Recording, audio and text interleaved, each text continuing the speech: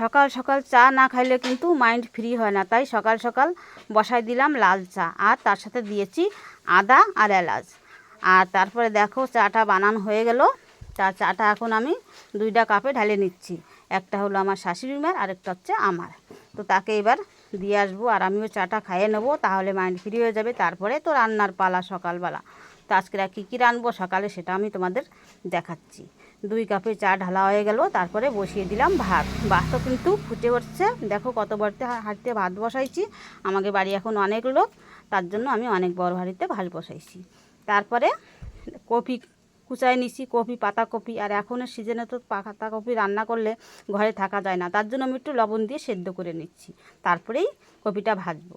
তো সেদ্ধ করা আমার হয়ে জল গালা হয়ে গেল। দেখো কপিও কিন্তু আমার ভাজা হয়ে গেল, ছোট ছোট চিংড়ি মাছ দিয়ে ভাজিয়ে নিচ্ছি, খেতে কিন্তু ভালোই লাগবে। আর এই যে আছে এটা ডিম আমলেট আমার ছেলের জন্য।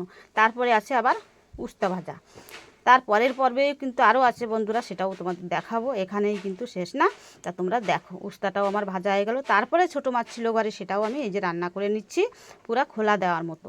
তা আজকের আর রান্নাটা এই ছিল সকালবেলা। এই যে দেখো আমার সব কিছু রান্না হয়ে গেল। এই যে ভাতটা ভূত দিয়ে এই যে ভাত রান্না হয়ে গেল। তা আজকেরা এখন খেতে দিয়ে দেবো। এই পর্যন্তই আজকের আর ব্লগ। তা ভালো লাগলে কিন্তু কমেন্ট করো, লাইক করো।